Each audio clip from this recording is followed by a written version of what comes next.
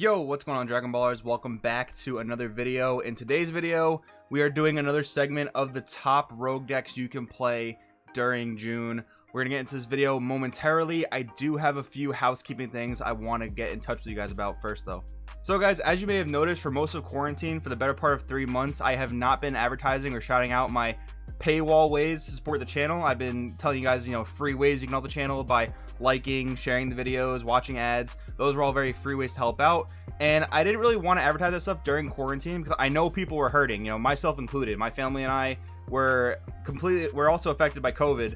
But with that being said, now that things are starting to get back to normal, I do want to, just do these little shout outs real quick, because at the end of the day, I am also running a business and your help goes such a long way in keeping the channel running. I mean, I literally wouldn't have been able to continue to do these videos during most of the quarantine if it wasn't for the Patreon. And I'm so grateful that you guys on the Patreon still decided to support me, even though I know you guys definitely had priorities. You found that I was important enough to still support during these trying times, and I really do appreciate it. The Patreon is down in the description below. Everything I'm about to talk about is down in the description below. If you guys want to see the competitive articles I post weekly, definitely check that out. If you want to look at some of the higher tiers for some coaching, some gameplay analysis, some one-on-one testing, that's all in the Patreon. I do also want to shout out the Crossworld TG merch store, which again, I didn't shout out at all during quarantine, but now that things are starting to get back to normal, I do want to let you guys know these things are available if you want to help the channel out and if you want to be a proud representative of the Crossworld brand. Because again, like I said, without you guys, I could not have done the 5 videos a week I did and the several Patreon articles I did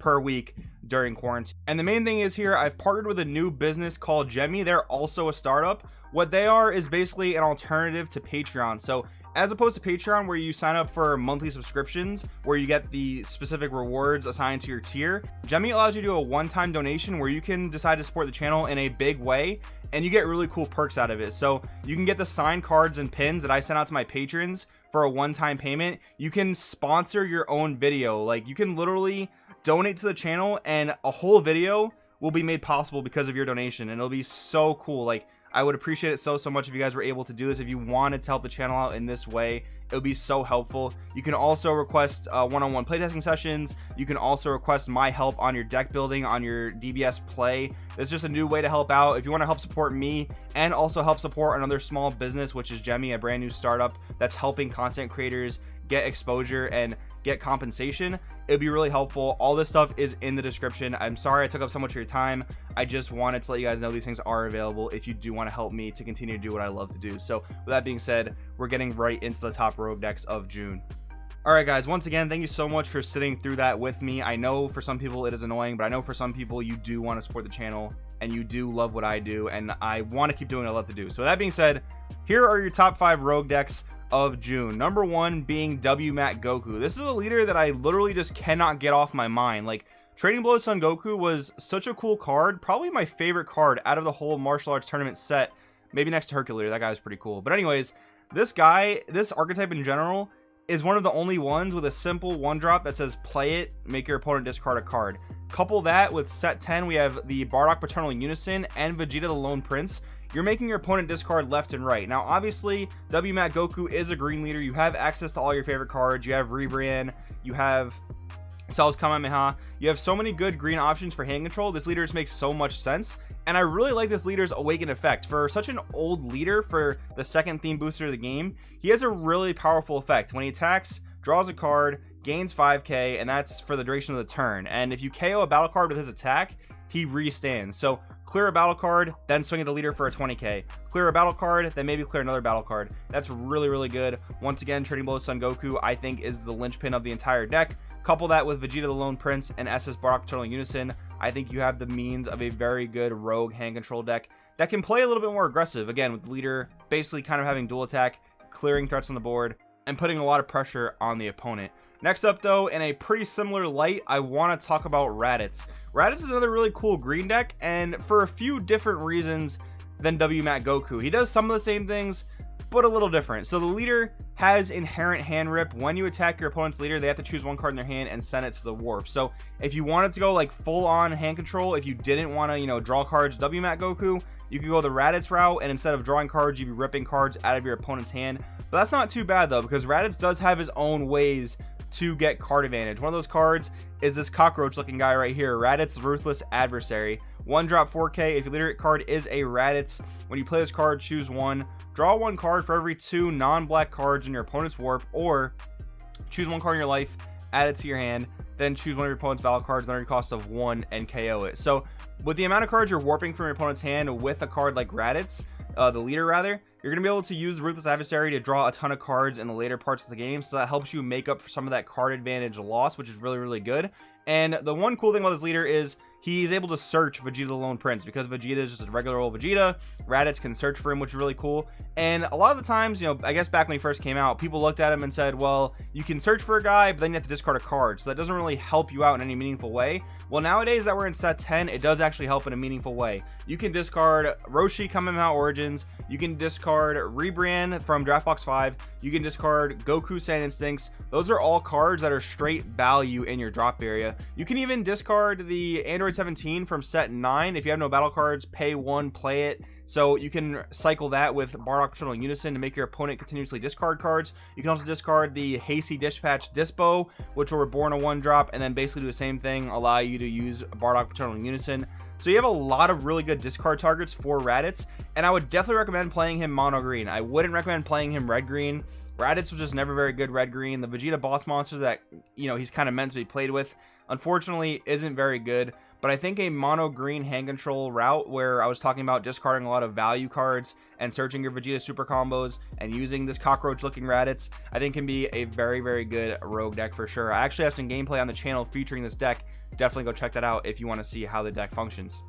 Next up, we're talking about one of my favorite decks of all time. We're talking about Skilless. I'm very excited to mess with Skilless in this format. I just don't know exactly how I'm going to go about it, but I have some ideas. So Skilless, as we all know, it's a leader who draws a ton of cards, but it is pretty dependent on opening your 4-star ball. If you don't have your 4-star ball, you're not going to be drawing any cards, which is pretty unfortunate. You always want to have your Son Goku Adventure Begins turn 1. He searches your Dragon Balls and later on for cheap energy can spam some 30k beaters out of the deck. But if you don't happen to see him turn 1, it's okay, because we have another really good turn 1 play in the deck with the Catapesla engine. The Catapesla engine is so strong. The 1-drop basically searches out your 3 other different Catapestlas that you need, and the fact that the boss monster has critical, double strike, dual attack barrier, it's so reminiscent of Gogeta 7, but in my opinion, in just such a more fun way. Like back in the day in Skilless mirror matches, or even other mirror matches where they don't really self-awaken, if you're playing Skilless, like you just had to attack your opponent with your 30ks and give them a ton of cards to their hand, and that was a lot of times like didn't really feel really good, because like, yeah, I have a lot of board presence, yeah, I have a lot of big beaters, but I'm giving my opponent a lot of cards. I don't really feel so great about that. Now with the Catapesla engine, the 5-drop and the 6-drop both have double strike critical, and the 6-drop even has dual attack on top of that. So the fact that you can play a super big boy to the board and then start clearing your opponent's life with critical, that feels so good for the Skilless strategy. The one issue is it is a lot of black cards in the deck, which could make splashing another color somewhat difficult.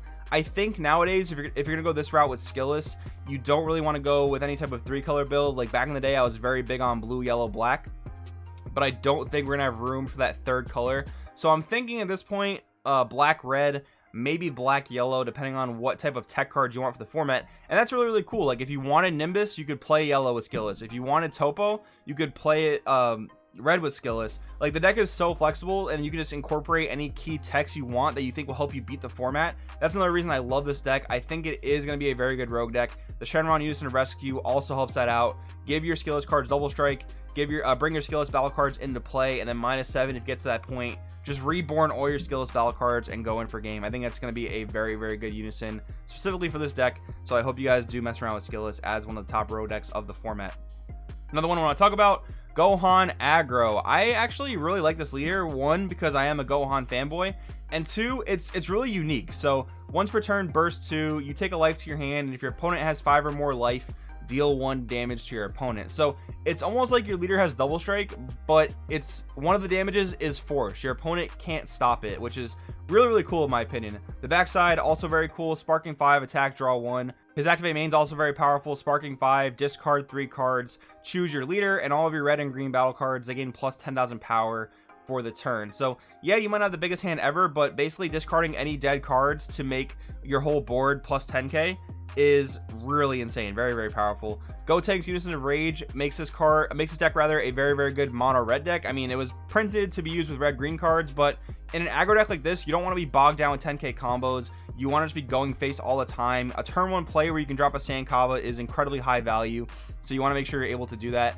Gotenks Unison of Rage boosts your leader for bigger swings, helps you get Awaken, and then in key points of the game, you can look at the opponent's hand, rip any multicolor arrival, multicolor secret rare, or any counterplay that might screw your game plan over. That's really important. And then Bardock the Resolute, double strike, unique, auto. If your leader card is red, which we are, when your opponent's life's added to their hand or placed in the drop area by a skill, and keep in mind those are 2 separate effects. So Gohan burning your opponent is going to trigger this. When that happens, you play this card from your hand. He's a 15k double strike. Once per turn, when your opponent activates a counter skill, switch this card to active mode. So they can't even really stop it. If they negate this, they're basically wasting it, and Bardock's going to restand. If you attack with this guy first and then negate any of your other swings in the turn, Bardock's going to restand and swing again. That is very, very powerful in my opinion. Mono red aggro with this could be very, very good. You know, what do they say about Magic? Red deck wins. Maybe this could be something like that for Dragon Ball Super if you want to play a pure heart aggro deck. And then for the last deck of the video, we're talking about King Vegeta, a leader that in my opinion has always been very, very interesting, but that restriction of only playing Saiyans is sometimes problematic. It does hold you back from a lot of really good cards. But with that being said, there is a new boss monster coming out in the next champion pack, and that is SS3 Gohan Master Surpass. He is a powerhouse. Energy Exhaust, Deflect, Barrier, Alliance red green. This card gains power equal to the total power of the card. Switch to rest mode by this skill for the battle. Then if your leader is a mono red Saiyan, which King Vegeta is, deal 1 damage to your opponent, and until the start of your next turn, your opponent can't play battle cards with 20,000 power or less unless they place 1 card from life in their drop area each time. So basically why I have King Vegeta here is because he can search this savage, this insane card, and this card floodgates your opponent out of playing battle cards for the next turn for the most part, and deals burn damage to them. So very, very good. A boss monster that your opponent can't actually do anything about unless they have like a Chomp of the Trickster, because of his Deflect Barrier. Is super good. You can play a lot of other red Saiyan leaders. I mean, you could definitely play Pan. You could play Gogeta BR from the video game promo. There's a lot of different red Saiyan leaders you could play with this guy, but I think King Vegeta is really interesting, especially because on the backside he gains double strike and has the option to play free battle cards for more pressure. I think that's really, really good. But guys, those are the top 5 decks I wanted to include in this video. Now, we are mostly an online format, so keep in mind these cards are all available online. There aren't too many locals opening up quite yet, so just keeping that in mind, this is a video for decks you can play online in this new kind of online format until locals get back to normal. But once we have July, these cards will actually all be, you know, available in real life, and we'll all be able to use them. So that's gonna be very cool. So guys, hopefully you enjoyed the video. Let me know in the comments below what you think. Thanks for watching. I will see you next time.